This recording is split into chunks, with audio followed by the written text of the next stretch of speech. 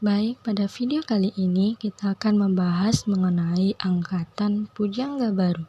Nah, di sini terlebih dahulu kita harus mengetahui sejarah dari angkatan pujangga baru itu.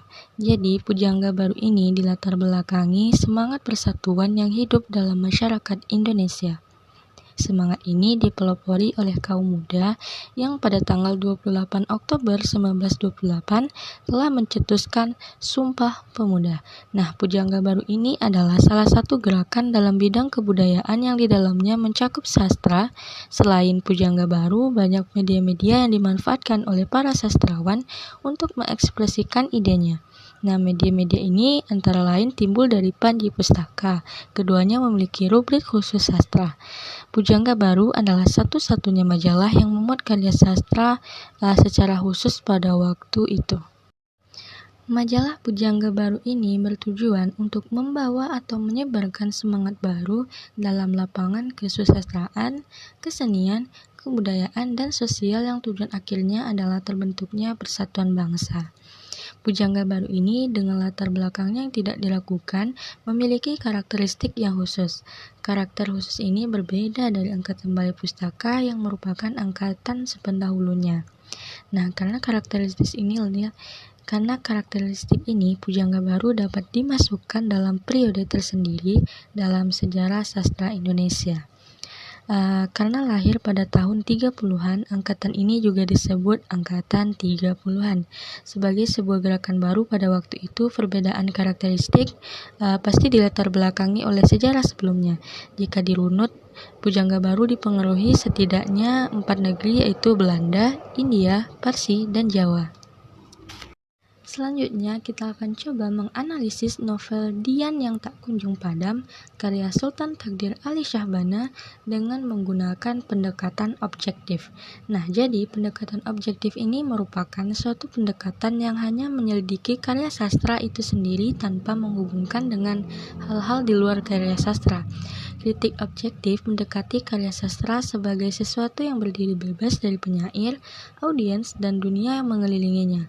Kritik itu menganalisis karya sastra sebagai sebuah objek yang mencukupi dirinya sendiri atau hal yang utuh atau sebuah dunia dalam dirinya, yang harus ditimbang atau dianalisis dengan kriteria intrinsik seperti kompleksitas, keseimbangan, integritas, dan saling hubungan antara unsur-unsur pembentuknya.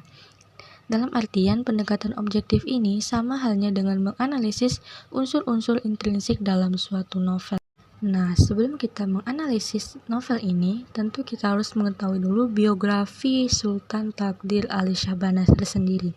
Jadi, Sultan Takdir ini lahir di Natal, Sumatera Utara, 11 Februari 1908 dan wafat pada tanggal 17 Juli 1994 di usia 86 tahun. Nah, Sultan Takdir ini merupakan tokoh yang melakukan pergerakan modernisasi perkembangan bahasa Indonesia sehingga menjadi bahasa Indonesia sebagai bahasa nasional dan menjadi pemersatu bangsa. Nah, hal ini berdasarkan dari jasa beliau sebagai pengarang yang pertama kali menulis tata bahasa baru bahasa Indonesia. Baik, langsung saja kita analisis. Yang pertama ada unsur tema. Nah, jadi novel ini mengisahkan kehidupan dua orang berbeda kasta di Palembang yang sedang dimabuk cinta. Tapi sayangnya kisah cinta mereka ini tidak berjalan sesuai dengan apa yang mereka harapkan, hanya karena perbedaan kasta tersebut. Sang lelaki yang dari keluarga biasa saja memberanikan untuk melamar bidadari pujaannya yang dari keturunan bangsawan. Namun sayangnya lamaran itu pun ditolak. Unsur yang kedua ada gaya bahasa. Gaya bahasa yang ditampilkan dalam novel Dian yang Tak Kunjung Padam ini lumayan sulit untuk dipahami. Masih menggunakan ejaan lama dan dapat dibuktikan dengan kutipan berikut ini. Baik, unsur seterusnya ada tokoh dan penokohan. Beberapa tokoh utama dalam novel Dian yang Tak Kunjung Padam adalah sebagai berikut. Baik, tokoh pertama bernama Yasin. Jadi, pemuda Yasin ini merupakan pemuda yang rajin, beribadah, dan baik hati, yang memiliki watak yang sedikit pendiam. Nah, dapat dilihat dalam kutipan berikut ini. Nah, tokoh yang kedua ada Molek.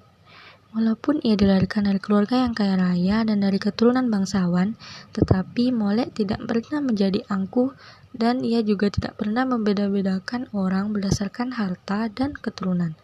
Molek adalah sosok yang rendah hati dan hormat kepada orang tuanya, dan Molek sangat mencintai Yasin.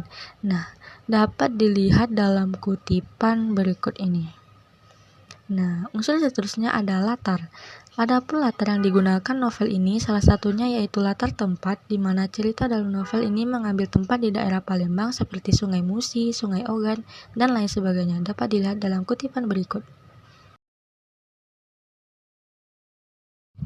Cukup sekian pembahasan pada video kali ini dan nantikan video seterusnya. Dan jangan lupa untuk like, komen, dan subscribe ya teman-teman.